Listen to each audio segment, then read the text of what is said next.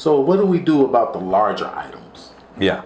So there are some larger items that it's not about their size, but some things are not able to be koshered for Passover or in general. So one of those things is bakeware. Anything that we bake things directly on. So whether that's, right, like something like a baking sheet in which you would put chicken or salmon, or if we're talking about a frying pan in which we would cook, I'm getting hungry, right? Omelets, anything like that. So these things, because food is directly baked and fried onto it, would need to be koshered only through a process called libun gamur. Libun gamur means that you need to essentially bring a blowtorch or something that would heat it to such an extent that it would be burning off basic parts of the surface of the item. And because none of us would do that to something like this kind of pan or this kind of frying pan, because it would warp it to such an extent, we generally assume that things like the frying pan or a baking pan are not possible to kosher in an easy way.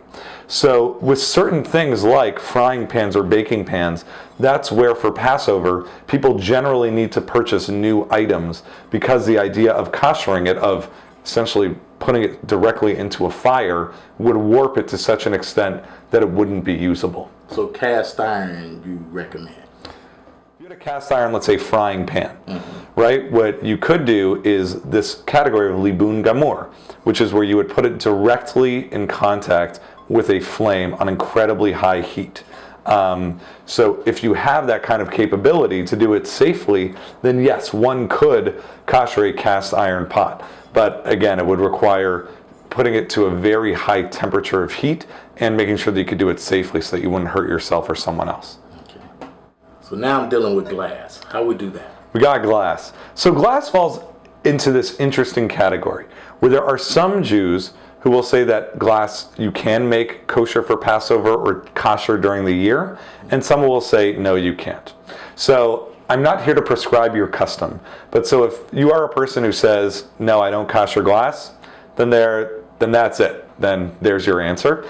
And if you are someone who does, let's talk about the intricacies of that. So this would fall into the same category. This Pyrex would fall into the same category as the bakeware or the frying pan, which is to say that you would need to put it directly to a flame in order to kosher it, and with glass, that would just explode. So something like this, we can't kosher.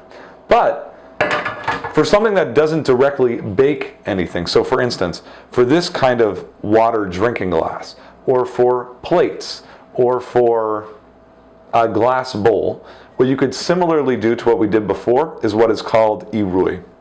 So that's when we go back to this pot over here, and again, very carefully, you would remove the top of the pot, and either with gloves that you can easily put into it, right, I can give you an example and see if I don't burn myself, but I can immerse this glass into the boiling hot water, making sure that I eventually get all parts of it in touch with the hot water.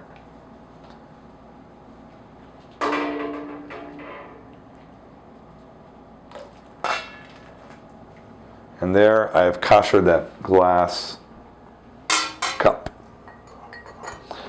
You can cover it up. And some people have customs that are longer than that, where they leave glasses sitting in cold water for a certain number of days. And that again depends on a person's custom. So what do we do about the surfaces in the kitchen? Yeah. So if you have a porcelain sink, then that sink cannot be koshered for Passover because it's essentially from an earthenware vessel. And so what you would need to do is to put in a separate sink basin, a big plastic sink basin in there that is special for Passover, and that's where you would put all of your dishes. In this case, and what is for I think a lot of people, is to have a metal sink. And so what you would do here is you would first clean it out, give it a good thorough clean and scrubbing.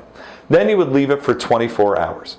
After having left it for 24 hours, you would then take boiling hot water and make sure that it touches every element of the surface of your sink. Similar things apply for countertops. Most people will have marble or some kind of plastic enamel countertop. So here we have a plastic enamel countertop.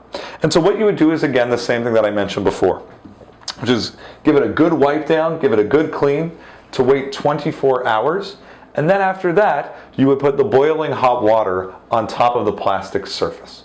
What some people in the Jewish community, because they like to take things to an extra extent, want to ensure that they are not breaking any of the laws of Passover, and so they will do something extra, which is they will add things like plastic on top of the countertop to ensure that no food comes in touch with the countertop, which have been used for the rest of the year.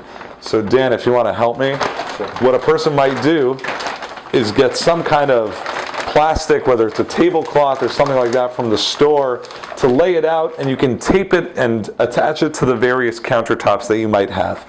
Again, assuming that you have done the types of kashering the countertops beforehand, you are not required to do this extra piece, and there are many Jews in the Jewish community who prefer to add something extra on top of their counter to ensure that their food doesn't come in contact with the counter, which had food on it from the rest of the year.